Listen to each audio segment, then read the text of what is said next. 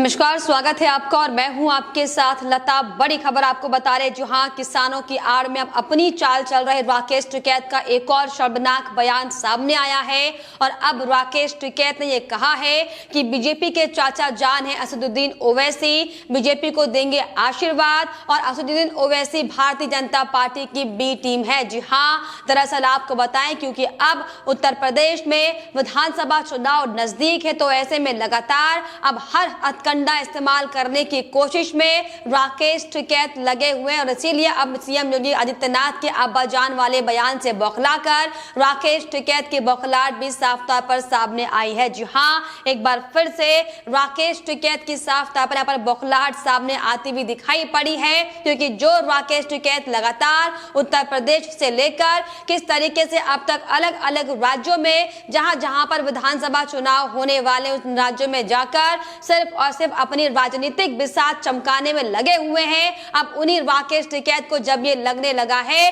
कि जिसके एजेंडे के तौर पर राकेश टिकैत काम कर रहे हैं, अब उनका एजेंडा जो लगातार उत्तर प्रदेश से लेकर अलग अलग राज्यों में चलाने का काम जो ठीकरा राकेश टिकैत ने अपने सर पर लिया हुआ है, जब वो पूरी तरीके से असफल साबित होता हुआ दिखाई पड़ रहा है, तो राकेश टिकैत अपने ही सहयोगी जो कि असदुद्दीन ओवैसी थे, जो खुद राकेश टिकैत के किसान आंदोलन का समर्थन कर रहे थे, तो उन्हें बीजेपी की बी टीम बताते हुए दिखाई पड़ रहे हैं। जी हां, दरअसल आपको बताएं कि राकेश टिकैत ने साफ तौर पर अपनी बौखलाहट दिखाते हुए शर्मनाक बयान दिया है और बयान देते हुए साफ तौर पर उत्तर प्रदेश में सीएम योगी आदित्यनाथ को निशाना बनाते हुए साफ तौर पर यह कहा है कि भारतीय जनता पार्टी के चाचा जान असदुद्दीन ओवैसी अब उत्तर प्रदेश में आ गए हैं। राकेश टिकैत ने यह भी आरोप लगाया है कि अगर असदुद्दीन ओवैसी भाजपा को गाली देते हैं तो उसके खिलाफ कोई केस नहीं दर्ज होता, क्योंकि ये दोनों एक ही टीम के मेंबर हैं। और अब असदुद्दीन ओवैसी बीजेपी को आशीर्वाद देने का काम करेंगे, वो गाली देगा लेकिन उनके खिलाफ मुकदमे दर्ज नहीं कराए जाएंगे, वो यहाँ पर किसानों को बर्बाद करेगा। ये सब ए और बी टीम है और आपको इनकी चाल समझने की जरूरत है, ये कहना था राकेश टिकैत का। तो साफ तौर पर आप ये समझ सकते हैं कि जो राकेश टिकैत किस तरीके से सिर्फ और सिर्फ किसान आंदोलन की आड़ में कैसे तमाम विपक्षी पार्टियों के एजेंडे को पूरा करने का काम कर रहे हैं, किस तरीके से सिर्फ और सिर्फ जाट समुदाय को बरगलाने की कोशिश राकेश टिकैत कर रहे हैं। हालांकि इसकी बानगी हमने बीते दिन अभी अलीगढ़ में देखी थी कि किस तरीके से वहां का जो जाट जो जमीन का किसान, खेत का किसान है, वो कैसे राकेश टिकैत की लगातार उन्हें बहिष्कार कर रहा था, कैसे राकेश टिकैत के तमाम तरह के जो हथकंडे इस्तेमाल किए जा रहे चुनावी समय में उसको लेकर कैसे गलियाते हुए किसान सामने आए थे। लेकिन ये वही राकेश टिकैत जब उनको अभी यकीन हो चला है कि कितनी बम्पर पीएम नरेंद्र मोदी की रैली में लोगों की भीड़ थी और कैसे लोगों ने राकेश टिकैत के ये बरगलाने वाले बयान को नजरअंदाज करते हुए पीएम नरेंद्र मोदी का स्वागत किया तहे दिल के साथ, कैसे लाखों की तादाद में पीएम नरेंद्र मोदी से मिलने के लिए लोग वहां पर आए थे। ये तमाम बानगी हमने आपको दिखाई थी। लेकिन चूंकि अब राकेश टिकैत को उत्तर प्रदेश में दिखाई पड़ रहा है कि 2017 की तरह ही 2022 में भी साफ तौर पर भारतीय जनता पार्टी की आंधी उत्तर प्रदेश में चल रही है, अब इसीलिए राकेश टिकैत बौखलाते हुए दिखाई पड़ रहे हैं। कल तक जिसका समर्थन राकेश टिकैत करते थे, जो चुनाव उत्तर प्रदेश में 100 सीटों पर ओवैसी लड़ रहे हैं, तो साफ तौर पर ओवैसी राकेश टिकैत यानी कि जिसके लिए वो काम कर रहे हैं, कांग्रेस पार्टी और समाजवादी पार्टी के वोट काटने का काम करेंगे। तो इसीलिए अब राकेश टिकैत की तिलमिलाहट भी साफ तौर पर बाहर आती हुई दिखाई पड़ रही है। जी हाँ, हालांकि इसको लेकर अब बीजेपी ने भी साफ तौर पर राकेश टिकैत को आईना दिखाने का काम किया है और इसी कड़ी में बीजेपी नेता राकेश त्रिपाठी का बयान साफ तौर पर राकेश टिकैत को लेकर सामने आया है। उन्होंने राकेश टिकैत को आईना दिखाते हुए बयान देते हुए ये कहा है कि राकेश टिकैत कई बार चुनाव लड़ चुके हैं और मुंह की भी खा चुके हैं। आंदोलन के नाम पर राजनीतिक जमीन तलाशने का राकेश टिकैत प्रयास कर रहे हैं और लगातार समाजवादी पार्टी, बसपा, कांग्रेस के लिए बैटिंग करते दिखाई पड़ रहे हैं। किसान लेकिन बीजेपी के साथ खड़ा है और किसान जो है, जो जमीन का जो खेत टिकैत का किसान वो बीजेपी का साथ देने के लिए 2017 की तरह 2022 में भी तैयार है। जी हाँ, और दरअसल यही बड़ी वजह है कि राकेश टिकैत लगातार अपनी बौखलाहट दिखाते हुए दिखाई पड़ रहे हैं। तो लगातार राकेश टिकैत चुनावी मौसम में अपनी राजनीति चमकाने में लगे हुए, तो वहीं इसको लेकर अब साफ तौर पर AIMIM ने भी राकेश टिकैत पर पलटवार किया है और इसी कड़ी में राकेश टिकैत को करारा जवाब दिखाते हुए ये बोला हुआ है कि मुजफ्फरनगर जब में दंगा हुआ था आखिर तब राकेश टिकैत कहां थे, जो अब राकेश टिकैत बड़ी बड़ी बातें कर रहे हैं। जी हाँ, इसी कड़ी में AIMIM के प्रवक्ता असीम वकार ने साफ तौर पर इस पर बयान देते हुए कहा है कि राकेश टिकैत कितने सेक्युलर हैं ये हमारे लोगों से बेहतर कोई नहीं जानता। ये 2017 और 2019 के चुनाव में बीजेपी के लिए काम कर रहे थे और आज ये मंच से खड़े होकर नारे लगवा रहे हैं, लेकिन जब मुजफ्फरनगर में दंगा हुआ था आखिर तब राकेश टिकैत कहां थे। तो वहीं इसी कड़ी में उन्होंने ये भी साफ तौर पर कहा है कि AIMIM के प्रवक्ता ने कि 2022 में तय हो जाएगा कि राकेश टिकैत बीजेपी की पिच पर बीजेपी के बल्ले और गेंद से खेल रहे हैं। मुझे तो ये भी शक है कि 2022 के चुनाव में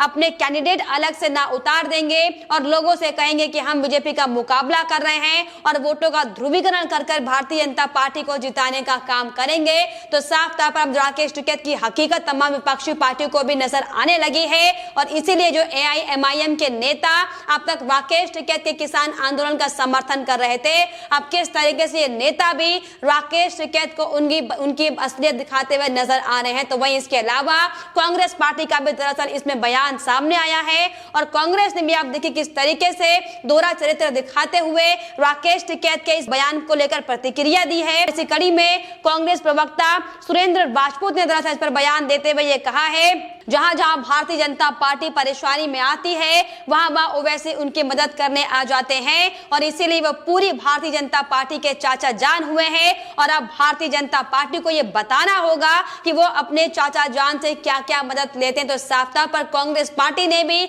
अब ये खुला समर्थन राकेश टिकैत का कर दिया है। जो राकेश टिकैत खुले तौर पर साफ तौर पर ओवैसी को बीजेपी की चाचा जान बताते हुए दिखाई पड़ रहे हैं। अब उन्हीं की लगातार भाषा बोलते हुए कांग्रेस भी यहाँ पर दिखाई पड़ रही है, जिससे साफ तौर पर स्पष्ट हो जाता है कि राकेश टिकैत लगातार सिर्फ और सिर्फ कांग्रेस पार्टी के एजेंट के तौर पर काम कर रहे हैं, जिसकी बानगी अब साफ तौर पर खुले तौर पर जो कांग्रेस पार्टी के नेता राकेश टिकैत का समर्थन कर रहे हैं इसको लेकर एक बार फिर से देखने को मिली है। लेकिन फिलहाल जिस तरीके से लगातार एक के बाद एक राकेश टिकैत के शर्मनाक और जहरीले बोल इस देश के किसानों को लेकर सामने आ रहे हैं, किस तरीके से किसानों की आड़ में राकेश टिकैत अपनी राजनीति को चमकाने में लगे हुए सबके सामने हैं और अब एक बार फिर से राकेश टिकैत के इस बयानों से राकेश टिकैत की मानसिकता की, उनके इस आंदोलन की हकीकत भी पोल साफ तौर पर सबके सामने खुल चुकी है। हालांकि इसको लेकर आपको बताएं, हरियाणा के वित्त मंत्री अनिल विज ने भी राकेश टिकैत के इस आंदोलन को एक बार फिर से खुलासा करते हुए उन पर करारा हमला बोला है।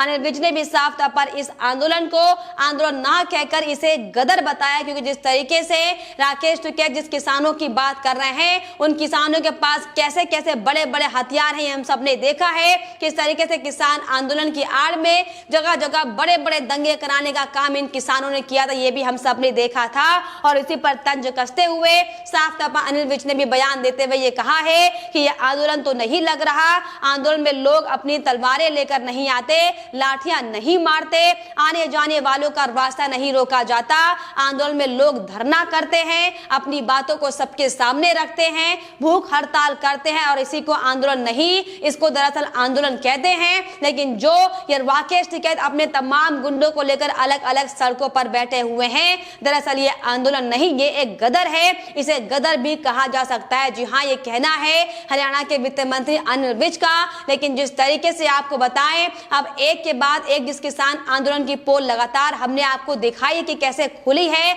लेकिन जिस तरीके से अब लोग भी इस आंदोलन का लगातार बहिष्कार कर रहे हैं, ये बड़ी वजह है कि राकेश टिकैत अब जमीन जमीन पर जाकर कभी उत्तर प्रदेश के मुजफ्फरनगर में अल्लाहू अकबर के नारे लगाते दिखाई पड़ रहे हैं, तो कभी हरियाणा में जाकर सिर्फ और सिर्फ भारतीय जनता पार्टी के लिए कैसे नकारात्मक प्रचार राकेश टिकैत कर रहे हैं। दरअसल ये राकेश टिकैत की असली बानगी है, जो राकेश टिकैत अपनी तमाम महापंचायतों में दिखा चुके हैं, क्योंकि लगातार जिस तरीके से राकेश टिकैत मोदी सरकार पर हमला बोल रहे हैं और ये लगातार कहते हुए दिखाई पड़ रहे हैं कि मोदी सरकार की ओर से किसानों के हित में कुछ नहीं किया जा रहा, किसानों की बातों को नहीं सुना जा रहा है, लेकिन राकेश टिकैत जो लगातार किसानों के हित की बात कहते हुए दिखाई पड़ते हैं, ऐसा वो प्रचार कर रहे हैं। किस तरीके से अगर उनकी अलग अलग रैली को उठाकर हम देखें तो किसी भी रैली में राकेश टिकैत ने किसानों की हित की बात नहीं कही है। सिर्फ और सिर्फ कांग्रेस पार्टी के एजेंडे, सिर्फ और सिर्फ कांग्रेस पार्टी के एजेंट के तौर पर राकेश टिकैत काम करते हुए दिखाई पड़े हैं।